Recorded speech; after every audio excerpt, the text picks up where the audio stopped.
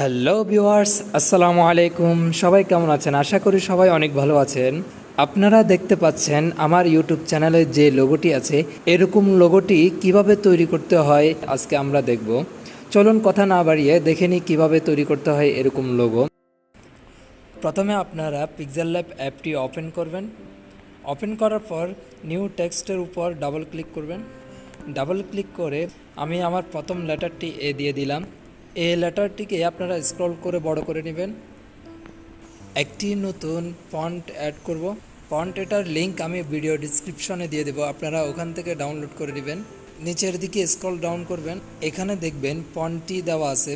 এই ফন্টের মধ্যে তিনটি ফন্ট থাকবে।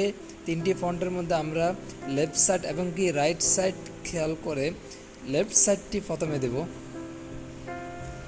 তারপর এই লেটারটিকে আমরা বড় করে মিডল পয়েন্টে রেখে দেব। এখন এটাকে আমরা কপি করব। কপি করে এটাকে মিডল পয়েন্টে আনব। দ্বিতীয় এই লেটারটিকে আমরা ক্যান্সেল করে এখানে দ্বিতীয় লেটার বসিয়ে দেব। এখন আমাদেরকে রাইট সাইড ফন্টটি অ্যাড করতে হবে। তার জন্য যেতে হবে ফন্টে গিয়ে আমরা রাইট সাইড যে ফন্টটি আছে ওই ফন্টটি আমরা বসিয়ে দেব।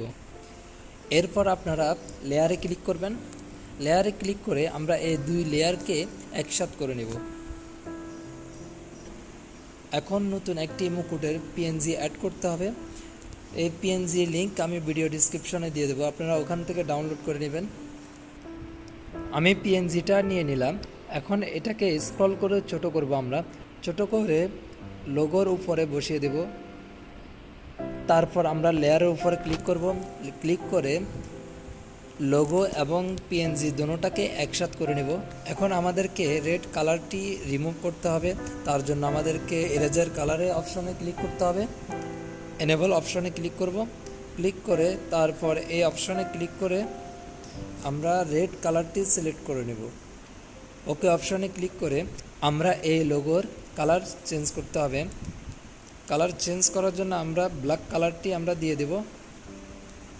তারপর ওকে অপশনে ক্লিক করব। ওকে অপশনে ক্লিক করে আমরা রিলেটিভ পজিশনে ক্লিক করতে হবে। ক্লিক করে আমরা মাঝখানে দুটো অপশনে ক্লিক করব। তারপর আমাদের লোগোটি মিডল পয়েন্টে চলে যাবে।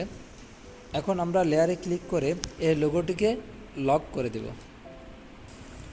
এখন আমাদেরকে ব্যাকগ্রাউন্ডে একটি শেপ দিতে হবে। শেপের জন্য আমরা শেপের মধ্যে ক্লিক করব। এটাকে স্ক্রল করে বড় করে নেব। বড় করে আমরা ঠিকভাবে বসিয়ে দেব।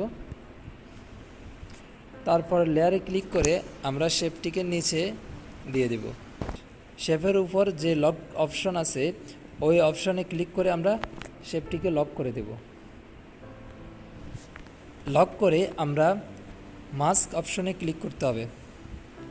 মাস্ক অপশনে ক্লিক করে আমরা এগুলোকে স্ক্রল করে আমরা এগুলোকে পয়েন্টে নিয়ে আসতে হবে। আমি সবগুলোকে পয়েন্টে নিয়ে নিলাম। তারপর এনেবেলে ক্লিক করবেন। এনেবেলে ক্লিক করে ওকে অপশনে ক্লিক করবেন। এখন আমাদেরকে এই লোগোটিকে কপি করে দুটো করব। সিলেক্ট করে মাস্ক অপশনে আবার ক্লিক করে আমরা মাস্ক মোডটাকে আউটে রাখব। আউটে রেখে এটাকে আমরা ওকে অপশনে ক্লিক করব। মিডল পয়েন্টে নিতে হলে রিলেটিভ পজিশনে মাঝখানে যে দুটো অপশন আছে এই দুটো অপশনে আমরা ক্লিক করে দেব। এখন আমাদেরকে যে কোনো একটি লেয়ারকে আমরা হোয়াইট এবং অন্য লেয়ারকে আমরা ব্ল্যাক রাখতে হবে। এখন আমরা এই লেটারটিকে আমরা হোয়াইট দেব। তারপর আমরা লেয়ারে ক্লিক করে দুটো লেটারটিকে আমরা একসাথে করে নেব। একসাথে করে আমরা লোগোটাকে লক করে দেব। শেপ অপশনে ক্লিক করে আমরা কালারটি চেঞ্জ করে একটি ব্ল্যাক শেপ নিয়ে নিলাম।